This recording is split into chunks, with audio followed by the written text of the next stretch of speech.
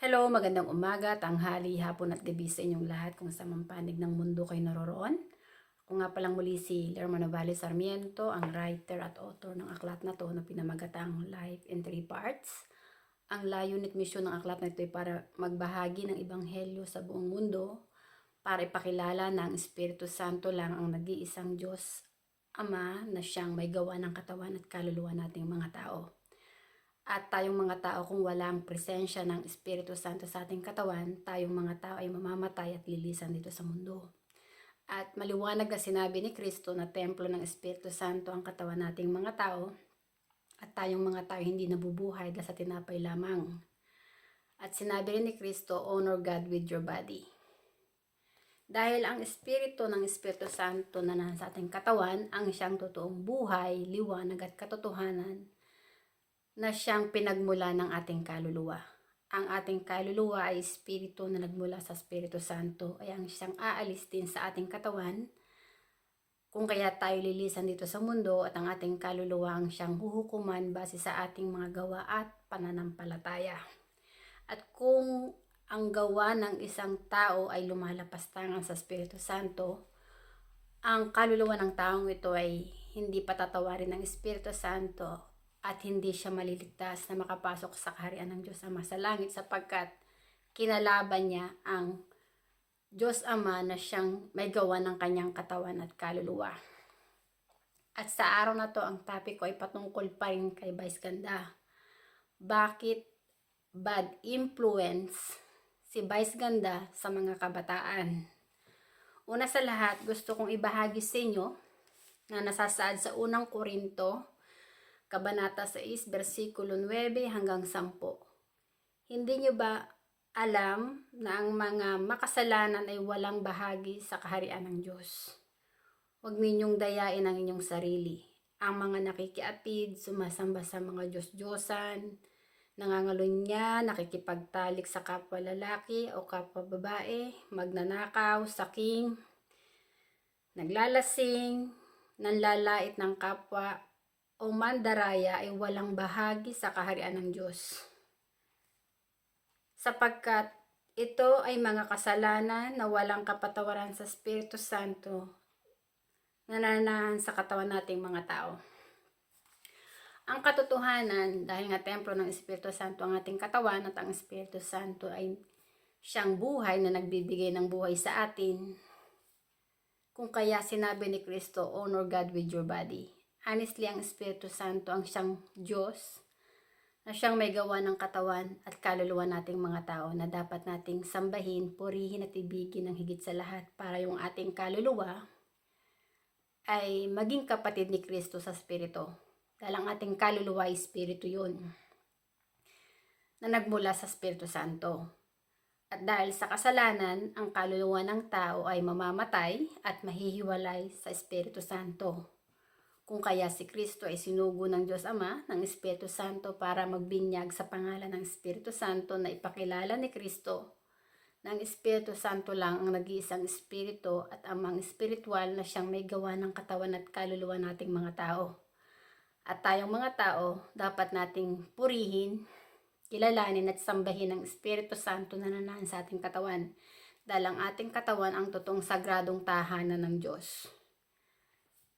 At tayong mga tao, hindi tayo iira dito sa mundo na mag-isa kung wala ang presensya ng Espiritu ng Panginoon, ang Espiritu ng Espiritu Santo. Hindi tayo iira dito sa mundo.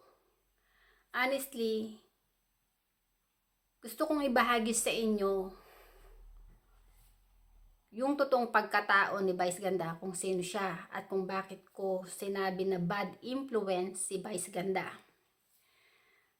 At gusto kong ibahagi sa inyo na ang Sodom at Gomorrah, kaya yan ginunaw ng Diyos, ay dahil sa mga bakla. At dahil sa kasalanan na ginawa ng mga bakla, sa Espiritu Santo, kasi nga yung katawan nating mga tao, sagradong tahanan yun ng Espiritu Santo eh. At tayong mga tao, ang buhay natin ay nakasalalay sa kamay ng Espiritu Santo. So wala tayong itatago sa Espiritu Santo, dahil tahanan ng Espiritu Santo ang ating katawan. Na siya ring pansamantalang tahanan ng ating kaluluwa. So, ang ating kaluluwa at ang Espiritu Santo ay parehas na nananahan sa ating katawan. So, alam ng Espiritu Santo kung ang kaluluwa ng isang tao ay naging mabuti sa kanya, naging tapat sa kanya, at naging kaisa ni Kristo na nagpupuri sa kanya na siyang kinikilalang nag-iisang Diyos Ama na may gawa ng katawan at kaluluwa niya. Ang kaluluwa na hindi kinikilala na si Kristo ay anak ng Diyos at si Kristo ay Diyos, ay lumalapastangan sa Espiritu Santo. Sila ay mga antikristo na hindi naging kaisa ni Kristo, na nagpupuri at umiibig sa Espiritu Santo ng higit sa lahat. Tulad ni Vice Ganda, hindi niya tinanggap ang katotohanan kung paano siya nilikha ng Espiritu Santo. Namuhay siya sa kasinungalingan at pagkukunwari. At sinabi ni Kristo na ang sinungaling ay anak ng demonyo. Honestly, dito sa mundo natin ginagalawan, may dalawang espiritu na naglalaban. Ang espiritu ng mabubuti at ang espiritu ng masasama. Ang espiritu ng mabubuti ay yung mga naging kaisa ni Kristo na naglalakbay sa katotohanan na may pagpapahalaga sa kanilang espiritu at sa Espiritu Santo na nananahan sa kanilang katawan. Yung mga tao na masasama ay yung mga taong namumuhay ang kanilang kaluluwa sa kadiliman. Kinakalaban nila ang Espiritu Santo na siyang kanilang Diyos na may gawa ng kanilang katawan at kaluluwa dahil naging mapagmataas at mayabang sila katulad ng demonyong si Satanas. Hindi nila tinatanggap ang katotohanan kung paano sila nilikha ng Espiritu Santo. Dahil kay Vice Ganda, maraming mga kabataang lalaki ang naligaw ng landas ang kanilang kaluluwa na mamuhay sa kasinungalingan at pagkukunwari katulad ni Vice Ganda. Kung kaya si Vice Ganda ay hindi magandang ehemplo sa mga kabataan dahil kay Vice Ganda, maraming mga kabataan ang lumalapastangan sa Espiritu Santo at kinakalaban ng Espiritu Santo. Si Vice Ganda ay sumikat sa panlalait sa kanyang kapwa. Itong si Vice Ganda, honestly, hindi niya tinatanggap ang katotohanan kung paano siya nilikha ng Diyos. Namuhay siya sa pagkukunwari. Dahil mas minahal ni Vice Ganda ang kanyang sarili at ang pera, naging tanyag siya at kilala, naging mapagmataas at mayabang siya sa Espiritu Santo na siyang Diyos na may hawak ng buhay niya. Honestly, maraming tao ang bulag sa katotohanan sa mga aral ni Kristo na templo ng Espiritu Santo ang kanilang katawan at hindi sila nabubuhay dahil sa tinapay lamang o dahil sa sarili lang nila. Dahil bulag at bingi sila sa mga aral ni Kristo, hindi nila nakikita ang katotohanan ng Espiritu Santo ang nag-iisang Diyos na siyang may gawa ng katawan at kaluluwa ng buong sangkatauhan. Kung kaya itong mga tao na to ay naging kaisa ng demonyong si Satanas na lumalapastangan sa Espiritu Santo. Dahil kay Vice Ganda, naglipa na ang mga bakla sa ating bansa. Siya yung inidulo ng maraming mga kabataan at ng maraming mga bakla na namumuhay sa kasinungalingan at pagkukunwari. Sa kanyang tugatog na narating, yung kanyang mga kayamanan dito sa lupa, honestly, dahil templo ng Espiritu Santo ang katawan ni Vice Ganda, sa oras na malis na ang Espiritu Santo sa katawan ni Vice Ganda, kasama yung kanyang kaluluwa na siyang buhay na ipinahiram ng Espiritu Santo sa kanya, mamamatay si Vice Ganda at ang kanyang kaluluwa ay hindi maliligtas sapagkat hindi yun patatawarin ng Espiritu Santo dahil binaboy ni Vice Ganda ang sagradong tahanan ng Espiritu Santo, yung kanyang katawan, dahil sa kamunduhan at kalaswaan. Si Vice Ganda, ang kanyang espiritu ay hindi naging kaisa ni Kristo, na sumasampalataya sa Espiritu Santo, kundi naging kaisa siya ng demonyong si Satanas na nagmamataas at nagmamayabang sa Espiritu Santo. Hindi sinasamba ni Vice Ganda ang Espiritu Santo sa puso niya dahil sa tingin niya, siya yung may hawak ng buhay niya. Honestly, hindi ko sinasabing masama si Vice Ganda kasi may puso din naman siyang mabuti. May ginagawa rin siyang kabutihan sa kanyang kapwa. Pero yung ginawa mong kabutihan sa iyong kapwa, pero yung sagradong tahanan ng Diyos, yung templo ng Espiritu Santo, binababoy mo naman, wala yung kapatawaran sa Espiritu Santo. Kahit pa ikaw maging mabuting tao dito sa mundo, kung ang puso mo naman ay kinakalaban mo ang Diyos na siyang amang espiritual ng iyong kaluluwa, hindi ka maliligtas. At bilang isang tinawag ng Espiritu Santo, gusto kong ibahagi sa inyo yung mga gawa ni Vice Ganda ay hindi kinalulugod yun ng Espiritu Santo, kaya pinagbabawal ng Diyos yung makiapid ka at yung makipag-isang katawan ka doon sa kapwa mo lalaki. Dahil ang nilikha ng Diyos, nakasarian ay dalawa lang, lalaki at babae, at walang nilikha ang Diyos na bakla o tomboy.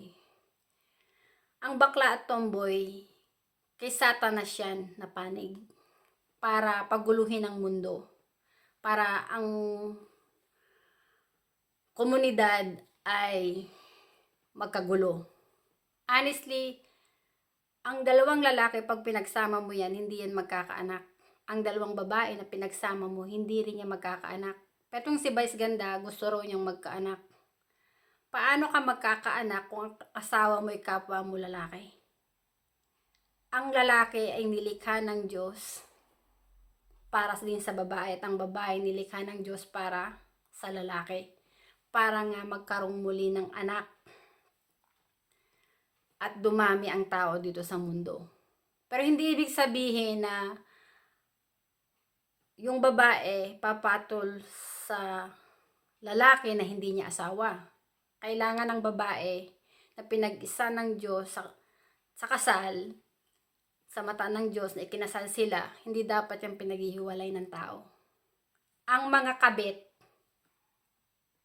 kay Satanas din yan nanggaling. Kaya yung layunin ni Satanas ay wasakin yung pamilya at wasakin din yung templo ng Espiritu Santo. Kaya maraming mga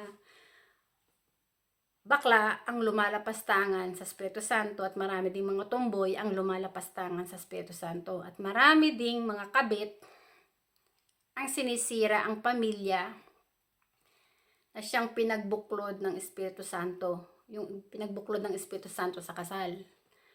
Honestly, dahil may dalawang espiritu naglalaban dito, ang espiritu ng mabubuti at masasama. Ang espiritu ng mabubuti ay yung namumuhay na may pagpapahalaga at pag-ibig sa espiritu. Hindi nila sinasamba ang pera, dahil alam nila ang katotohanan na ang nagbibigay ng buhay sa sarili nila ay ang presensya ng Espiritu Santo na nasa kanilang katawan at hindi ang pera. Honestly, ang pera ay kay Satanas siya nanggaling. Yung mga kayaman at karangyaan dito sa mundo, biyaya yan ng demonyong si Satanas para linlangin ang mga tao na mas ibigin ang pera kaysa sa Espiritu Santo na nanahan sa kanilang katawan. Nung si Kristo is sinubok ng demonyong si Satanas sa disyerto, sinabi ng demonyong si Satanas kay Kristo na yung bato gawing tinapay. Sinabi ni Kristo, ang tao hindi nabubuhay dahil sa tinapay lamang. Dalang katotohanan, ang Espiritu ng Espiritu Santo ang nagbibigay ng buhay sa katawan at kaluluwa nating mga tao. At ang ating katawan, kung wala na itong Espiritu ng Panginoon, ang ating katawan ay mamamatay at ibabaon lang yan sa lupa. Kaya alam ni Kristo na ang tao hindi nabubuhay dahil sa tinapay lamang, dahil ang presensya ng Espiritu Santo na nanahan sa katawan ni Kristo ang nagbibigay ng buhay kay Kristo. Kilala ni Kristo ng Espiritu Santo ang totoong amang espiritual ng kanyang kaluluwa na parati niyang kasama, kung kaya si Kristo ay nagsasalita patungkol sa pangalan ng Espiritu Santo. Ipinahayag ni Kristo na ang kasalanan na walang kapatawaran ay kapag nilapastangan ang Espiritu Santo. Si Vice Ganda ay hindi magandang impluwensya sa mga kabataan. Dahil sa kanya, maraming mga kabataan ngayon naging bastos na palasagot sa magulang, magaling mga tuwiran, at saka marami ding mga tao na naging mayabang at mapagmataas na ginagaya yung estilo ni Vice Ganda. At yung si Vice Ganda, dahil nga namuhay siya sa kasinungaling at pagkukunwari, siya yung isa sa Antikristo na lumalapastangan sa Espiritu Santo na nanghihikayat sa mga tao na kalabanin ang Espiritu Santo na siyang Diyos na may gawa ng kanilang katawan at kaluluwa. Kaya maraming mga kabataan, si Vice Ganda na nahikayat, na mamuhay na katulad niya sa kasinungalingan at pagkukunwari. Hindi magandang impluensya si Vice Ganda sa komunidad dahil marami siyang hihikayating mga tao na huwag magpuri sa Espiritu Santo at huwag sumamba sa Espiritu Santo. Honestly, ano ba ang halaga ng pera kung binawi na ng Espiritu Santo ang buhay na piniram sa'yo, yung kaluluwa mo? Hindi ka naman maliligtas ng pera mo dahil yung kaluluwa mo ang huhukuman. At ang pera, wala yung silbi kapag humarap ka na sa Espiritu Santo para hukuman ang iyong kaluluwa. Dahil hindi mo naman kayang linlangin ng Espiritu Santo na siyang Diyos na may gawa ng iyong katawan at kaluluwa. Dahil ang Espiritu Santo ay nananahan sa katawan mo at alam niya ang puso at kung anong nilalaman ng isipan mo. Hindi mo kayang linlangin ng Espiritu Santo. Honestly, gawa ng pride, kasi yung mga bakla, hindi naman talaga nila tinatanggap ang katotohanan na lalaki sila eh. Iniisip nila sa puso at isipan nila na sila ay babae. Pero kahit ang katotohanan, manalamin sila, makikita nila ang totoong kasarian nila ay lalaki, hindi sila babae. Honestly, si Vice Ganda ay walang mabuting idudulot sa kaluluwa ng ibang tao na maglakbay na may pagpapahalaga at pagmamahal sa kaluluwa ng kanyang kapwa. Dahil si Vice Ganda, siya nga yung nanghihikayat na yung kaluluwa ng kanyang kapwa mamuhay sa kadiliman na katulad niya. Nahikayatin niya na ang kanyang kapwa ay mamuhay na lumalapastangan sa Espiritu Santo na nananahan sa kanilang katawan. Kung kaya sa binasa kong talata, sinabi ko doon na yun nga sinabi ng Panginoon na pinagbabawal niya doon sa yung mga tao na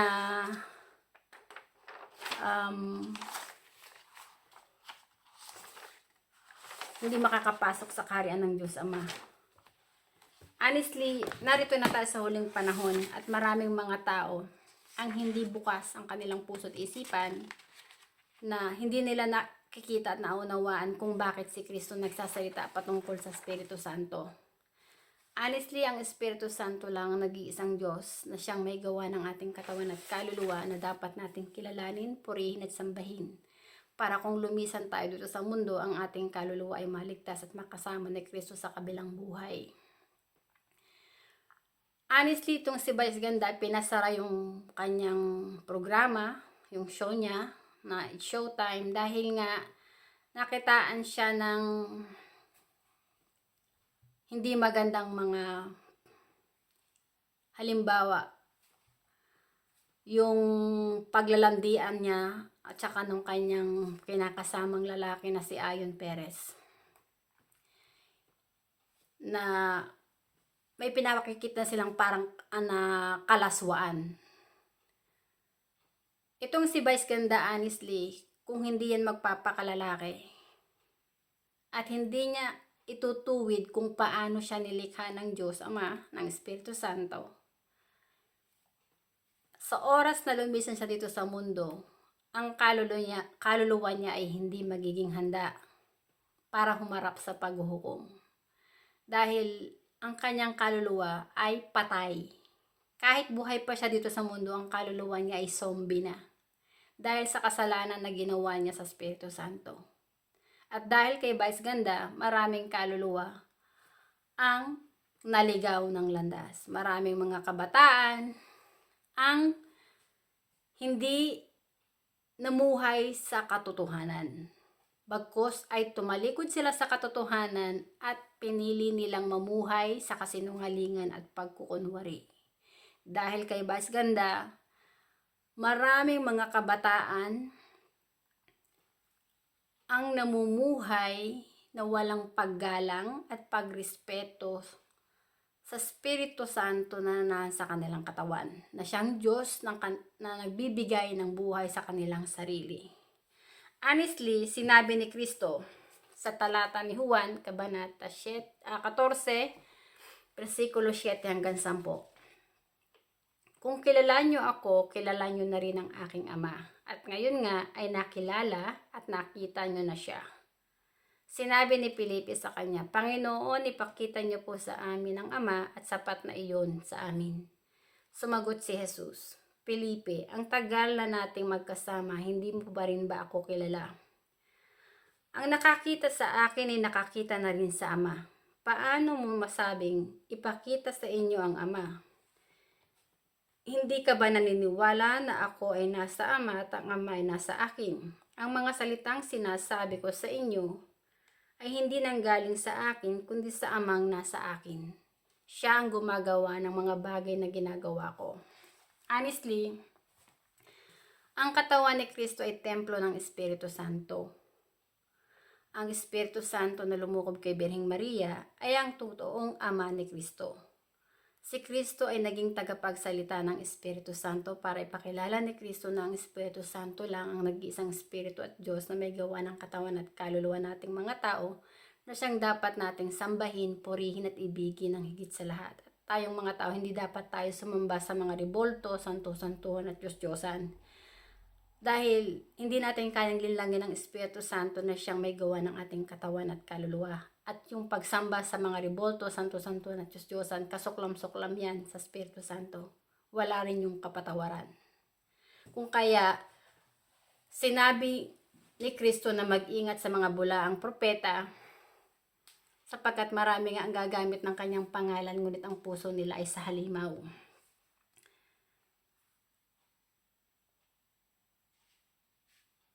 Dito sa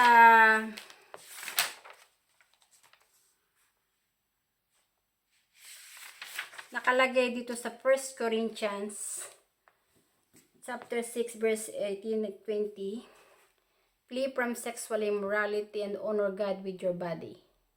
Ibig sabihin, huwag mong babuyin yung sagradong tahanan ng Espiritu Santo, yung tahanan ng Diyos, dahil sa kalasuan at kamunduhan, yung pakikiapid, pangangalunya, yung pagbebenta ng aliw, yung mga bagay na yan, wala yung kapatawaran sa Espiritu Santo, yung mga gawaing ganyan. Dahil binababoy nga yung sagradong tahanan ng Diyos. At sinabi rin ng Panginoon, ang sino mang sumira sa aking templo, ay wawasakin ko rin. Honestly, itong taon na to, itong sa mga nakalipas na mga taon, nung si Vice Ganda ay naging tanyag at kilala sa ating bansa, dumami yung mga bakla. Dumami ang mga tao na kumakalaban sa Espiritu Santo dahil hindi sila namumuhay na may pagkapahalaga sa Espiritu at katotohanan, bagkus mas pinili nilang mamuhay sa kasinungalingan at pagkukunwari. Honestly, yung kataasan at kayabangan ni Vice Ganda, bilang na. Kung hindi si Vice Ganda magpapakalalaki, hindi siya magpapakumbaba at hindi siya magbabalik loob sa Espiritu Santo, mamamatay ang katawan at kaluluwa ni Vice Ganda. At yung kaluluwa niya, hindi yan makakapasok sa karya ng Diyos Ama sa langit dahil kinalaban niya ang Espiritu Santo na siyang Diyos na may gawa ng kanyang katawan at kaluluwa. At maliwanag na sinabi ni Kristo na templo ng Espiritu Santo ang katawan ng tao at tayong mga tao hindi nabubuhay dahil sa tinapay lamang. Walang idudulot na kabutihan si Vice Ganda sa kaluluwa ng kanyang kapwa. Bagkus siya ay isa sa mga antikristo na lumalapastangan sa Espiritu Santo na siyang nanghihikayat sa kaluluwa ng kanyang kapwa para mamuhay sa kadiliman. Ang kaluluwa ni Vice Ganda ay nasa kadiliman. At hindi si Vice Ganda makapagliligtas sa kaluluwa ng kanyang kapwa, goyong ang kanyang sarili ay hindi rin niya kayang iligtas yan gawa ng hindi siya naging tapat sa Espiritu Santo. Ang naging layunin at misyon ni Kristo ay hikayatin ang mga tao na magsisi, tumalikod sa paggawa ng masama at magbalik loob sa Espiritu Santo para patawarin ng Espiritu Santo ang kasalanan ng tao at nang sa gayon, ang kaluluwa ng tao ay maligtas na huwag mapunta sa impyerno. Maraming tao ang hindi nakakaunawa na si Kristo ay anak ng Espiritu Santo. Honestly, ang katawan ni Kristo ay templo ng Espiritu Santo na siyang ipinako sa krus ng saling lahi ni Abraham, kasi maraming si Kristo na sagasaan ng mga paring saserdote na nagmula sa saling lahi ni Abraham. Kasi nga, sinabi ni Kristo na siya ay anak ng Diyos at hindi siya pinaniwalaan ng saling lahi ni Abraham, kung kaya yung sagradong tahanan ng Espiritu Santo, yung katawan ni Kristo, pinarusahan yun ng mga saling lahi ni Abraham at ipinapako sa krus, kung kaya si Kristo ay namatay. Pero nung ikatlong araw, kaya si Kristo nabuhay dahil templo ng Espiritu Santo yung kanyang katawan, binuhay muli siya ng Espiritu Santo. Kung kaya sinabi ni Kristo, there is power once you receive the Holy Spirit.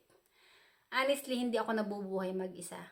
Kaya ako nagsasalita patungkol sa Espiritu Santo na pinakikilala ko na ang Espiritu Santo ang nag-iisang Diyos na may gawa ng katawan at kaluluwa ng buong sangkatauhan, dahil maliwanag na sinabi ni Kristo na templo ng Espiritu Santo ang katawan ng tao at tayong mga tao hindi nabubuhay dahil sa tinapay lamang. At nakita ko ang katotohanan na kaya ako umiiral dito sa mundo ay dahil sa presensya ng Espiritu ng Panginoon na nananahan sa aking katawan. At ang Espiritu Santo na nananahan sa aking katawan, na nananahan, na parating kasama ng aking kaluluwa na nananahan sa aking katawan, ang siyang kinikilala kong aking amang espiritual at Diyos Ama na lumikha sa akin.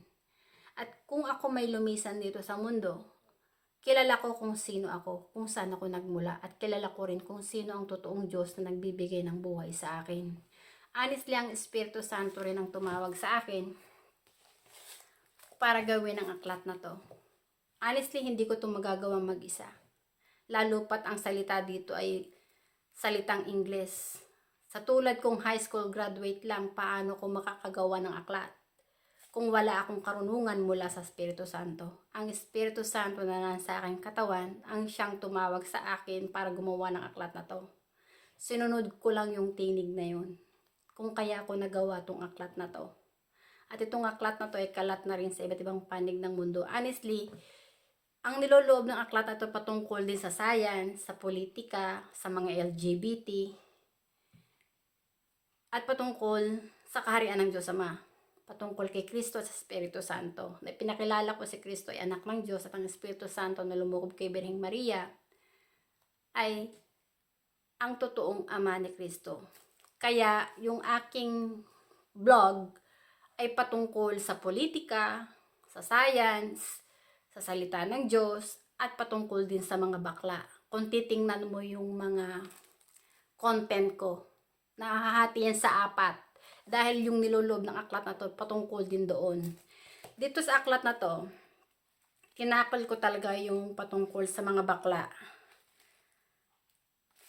At para patotoo, ipakita ko sa inyo na yung patungkol sa mga bakla ay nasasaad dito. Eto, naririyan yung patungkol sa LGBT. At saka GLBT. Patungkol sa mga lesbian, sa mga transgender, naririto sa aklat na to. At itong aklat na to ay kalat na sa iba't ibang panig ng mundo. Dito sa aklat na to, naririto rin yung pangalan ni Tatay Digong. Kasi nga sinabi ko sa inyo, ang nilolob ng aklat na to ay patungkol sa politika, sa science, sa salita ng Diyos, sa buhay spiritual, at patungkol din nga sa mga bakla, sa realidad ng mundo nating ginagalawan. At saka yung patungkol din sa gera, yung World War I at World War II, natakil ko din dito sa aklat na to. Honestly, si Vice Ganda, kung makikita mo tong video na to, sana makinig ka. Maawa ka sa kaluluwa mo. Dahil kapag lumisan ka na dito sa mundo, tatandaan mo na tayong mga tao ang hinuhusgahan sa huling panahon, sa araw ng paghuhukom, ay ang ating kaluluwa. At wala tayong itatago sa Espiritu Santo na siyang ating Diyos Ama na may gawa ng ating katawan at kaluluwa. Alam ng Espiritu Santo na kinakalaban mo siya. At bilang isang tagapagsalita ng Espiritu Santo, gusto kong maunawaan mo ang katotohanan na lalaki kang nilikha ng Espiritu Santo. At dapat kang magbalik loob sa Espiritu Santo hanggat ang Espiritu Santo ay nananahan pa sa katawan mo. Magpakalalaki ka para patawarin ka ng Espiritu Santo at nang sa gayon ay maligtas ang iyong kaluluwa at kilalanin ng Espiritu Santo na anak ng Diyos. Dahil kung hindi ka magsisisi at hindi ka magbabalik loob sa Espiritu Santo at magiging mapagmatas mayabang ka na iisipin mo na babae ka at hindi ka lalaki, honestly, ang Espiritu Santo ang may hawak ng buhay mo. At kung hindi ka magsisisi, hindi maliligtas ang kaluluwa mo. Kailangan mong mamuhay sa katotohanan at sa Espiritu dahil yung mga mananampalataya ng Diyos na naging kaisa ni Kristo ay namumuhay at naglalakbay na may pagkapahalaga sa Espiritu at katotohanan. Mas pinapahalagahan nila ang kanilang kaluluwa at ang katotohanan. Dahil alam nila na ang buhay nila dito sa mundo ay may simula at katapusan. Tayong mga tao, ang buhay natin ay hiram lang natin sa Espiritu Santo. Ang may hawak ng buhay natin ay ang Espiritu Santo. Maraming mga tao itinatakwil nila at hindi nila kinikilala ang Espiritu Santo, ang Diyos Ama, na siyang Ama ni Kristo. Dahil hindi nila tinatanggap ang katotohanan na ang Ama ni Kristo ay Espiritu at hindi tao. At ang Espiritu ay Diyos. At ang Espiritu Santo na lumukob kay Birheng Maria ay ang siyang totoong Ama ni Kristo. Bilang isang tinawag ng Espiritu Santo, layunin kong gisingin ang diwa nyo. Natanggapin nyo ang katotohanan sa mga aral ni Kristo na templo ng Espiritu Santo ang inyong katawan.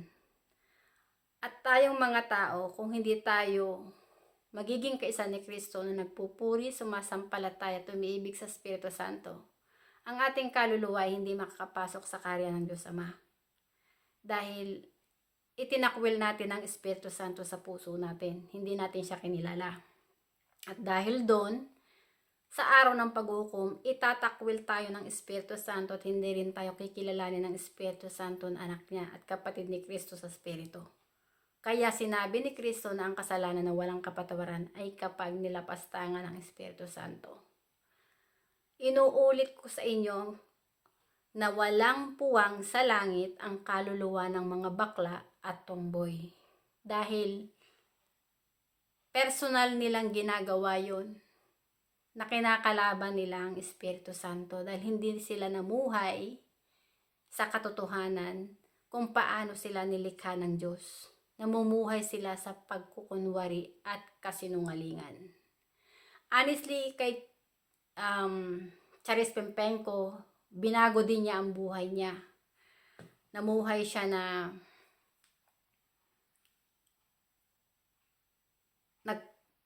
sa pagkukunwari. Kinalimutan niya yung pangalan niyang Charis Pempenko at ginawa niyang Jake Cyrus. Pero naging si Jake Cyrus siya. Hindi naman umasenso ang buhay niya. Dahil yung ating katawan, sagradong tahanan niya ng Espiritu Santo eh. Sinabi nga ng Panginoon, ang sino mang sumira sa kanyang templo ay wawasakin din niya. Dahil sinira ni Charis Pempenko kung paano siya nakilala. Pinalitan niya yung pangalang Charis Pempenko ng Jake Cyrus. So, ibinaba din siya ng Espiritu Santo ng Diyos. Dahil nga, kinalaban ni Charis Pempenko ang Espiritu Santo na siyang Diyos na may gawa ng katawan at kaluluwa niya. Ngayon, sinasabi na gusto magbalik ni Jake Cyrus na maging Charis Pempenko, which is good kasi kung magbabalik loob talaga siya sa kung sino talaga siya na siya'y babae at paano siya nilikha ng Diyos, patatawarin pa siya ng Espiritu Santo. Yung kung paano siya nilikha ng Diyos, alam ng Espiritu Santo na ang puso niya ay nagbalik loob sa kanya. Pero si Charis Pempenko, dapat hindi yan papatol sa babae para makapag-isang katawan. Dahil kahit pasabihin niya si Charis Pempenko na, pero yung gawa niya na namumuhay pa rin ang kanyang puso sa puso ng lalaki na pumapato siya sa kapwa niya babae, hindi pa rin siya patatawarin ng Espiritu Santo. Dahil ang Espiritu Santo, hindi natin kayang linlangin yan. Dahil siya yung may gawa ng ating katawan at kaluluwa. Honestly, walang kabutihan na idudulot ang iduluhin mo at tularan mo ang mga bakla at tomboy, kundi kapahamakan yun.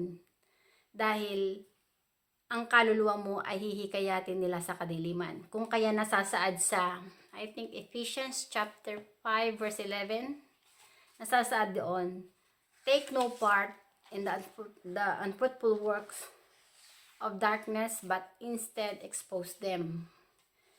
Kung kaya sinabi ko sa nasa ba yan? Sorry.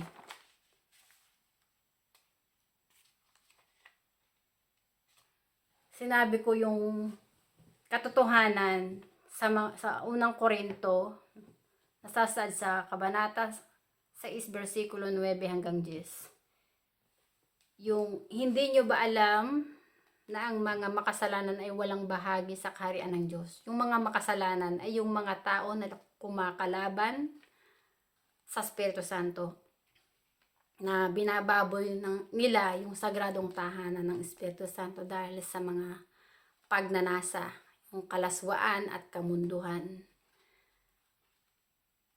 Ang babae na pinagsama ng Diyos saka yung kanyang asawa, sa mata ng Diyos, totoo sila. Pero yung mga babae na nangalunya, pumatos sa asawa ng may asawa, wala yung kapatawaran sa Espiritu Santo. Kasi nga, binababoy ng mga taong ito ang sagradong tahanan ng Diyos. Kaya hinihikayat ko ang mga tao na tanggapin nyo ang katotohanan sa mga aral ni Kristo, na templo ng Espiritu Santo ang katawan nyo. Huwag nyong kalabanin ang Espiritu Santo dahil hindi kayo mananalo.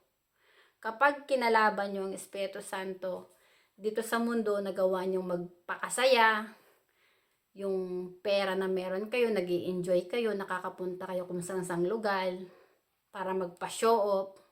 Pero oras na binawi ng Espiritu Santo yung kaluluwa sa katawan nyo, magbabayad naman kayo sa kabilang buhay. Dahil sisingilin kayo ng Espiritu Santo. Doon sa kabilang buhay, wala ka ng chance para magsisi at magbalik loob sa Espiritu Santo dahil wala ka ng chance na ang kaluluwa mo ay bumalik pa sa iyong katawan para itama mo yung mali.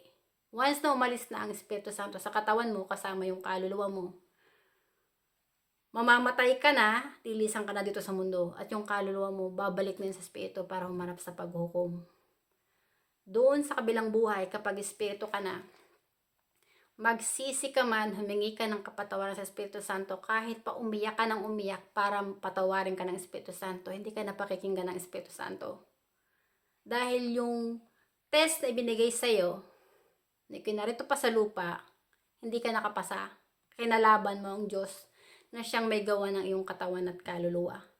Hindi mo tinanggap yung mga aral ni Kristo sa puso mo, na templo ng Espiritu Santo ang katawan mo, at hindi mo inonor sa iyong katawan ng Espiritu Santo ang amang espiritual ng iyong kaluluwa. Kung kaya, hindi ka maliligtas. Maraming salamat sa inyong pakikinig at hanggang sa muli. Bye! Thank you!